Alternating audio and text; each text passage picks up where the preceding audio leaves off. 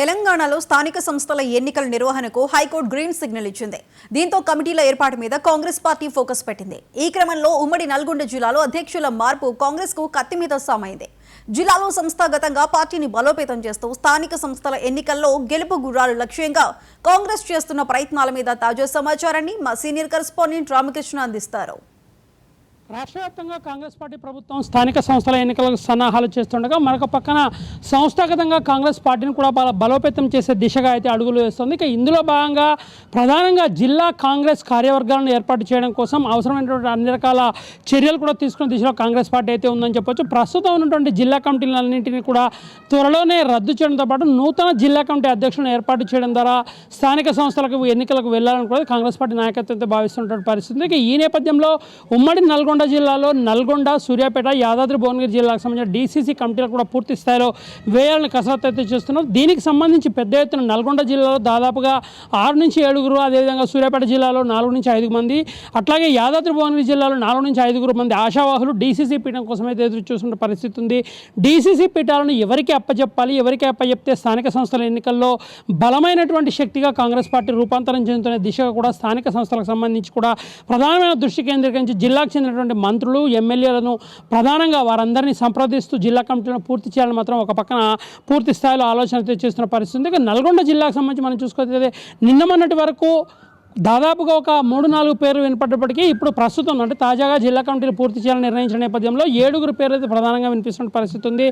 జిల్లా కంటే ప్రధానంగా ఉమ్మడి నల్గొండ జిల్లాకు సంబంధించి డీసీసీబీ చైర్మన్గా ఉన్నటువంటి కుమ్మం శ్రీనివాసరెడ్డి, అదేవిధంగా గుమ్మల మోహన్ రెడ్డి, అట్లాగే పున్న కైలాష్ నేత టీపీసీసీ ప్రధాన కార్యదర్శిగా మొన్నటిదాకా పనిచేసినటువంటి పున్న కైలాష్ నేతతో పాటుగా ఇంకా మరికొంతమంది నేతలు తమ అధ్యక్షులుగా ఎన్నుకునే అవకాశం ఉందా అనే కోణంలో మాత్రం పూర్తి స్థాయిలో ప్రయత్నాలు అయితే చేస్తున్నటువంటి పరిస్థితి. ఇక సూర్యాపేటకు సంబంధించి ప్రస్తుతం ఉన్నటువంటి అధ్యక్షుడు చెవిటి వెంకన్నతో పాటుగా మరికొంతమంది రామిరెడ్డి దామోదరెడ్డి వర్గీయులు కూడా జిల్లా కాంగ్రెస్ పదవి కోసం అంటే అధ్యక్ష పదవి కోసం ప్రయత్నం చేస్తున్నారు. ఇక భువనగిరి జిల్లాకు సంబంధించి ప్రస్తుతం ప్రభుత్వ విప్పుగా ఉన్నటువంటి బీర్ల ఐలయ్య, అదేవిధంగా చామల కిరణ్ కుమార్ రెడ్డి ఎంపీ, మరో పక్కన ప్రధానంగా ఆలేరు ఎమ్మెల్యేగా ఉన్నటువంటి ప్రభుత్వ విప్పు బీర్ల ఐలయ్య, వీరి ముగ్గురు కూడా సంప్రదిస్తూ బలమైన నేతను డీసీసీ అధ్యక్షులు కూడా నియమించాలని అయితే ప్రయత్నాలు జరిగినట్టు చెప్పవచ్చు. ప్రధానంగా గతంలోనే చెప్పుకున్నట్టుగా స్థానిక సంస్థల ఎన్నికల్లో ప్రధానంగా గ్రామ పంచాయతీల సర్పంచ్లతో పాటు ఎంపీటీసీలు, జెడ్పీటీసీల ఖచ్చితంగా కాంగ్రెస్ పార్టీ అధిక స్థానాల్లో విజయం సాధించే దిశగా ముందుకు సాగడం కోసం డీసీసీల అధ్యక్ష ఎన్నికలపై మాత్రం పూర్తి స్థాయిలో ఫోకస్ చేసింది.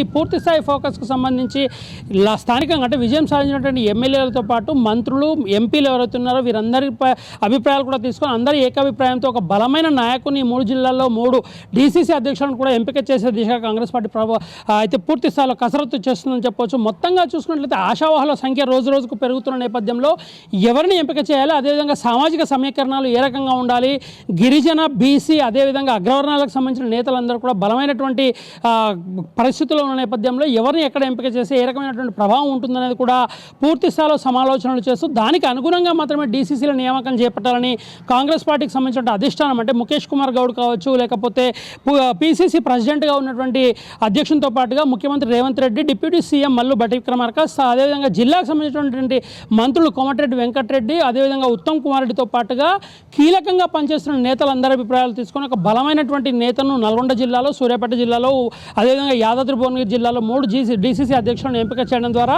స్థానిక సంస్థల ఎన్నికల్లో కాంగ్రెస్ పార్టీ పట్టు మరింత పెరిగే దిశగా మాత్రం చర్యలు చేపడుతుందని చాలా స్పష్టంగా కనిపిస్తుంది. వీడియో జర్నలిస్ట్ మధుతో రామకృష్ణ, 99 టీవీ, నల్గొండ.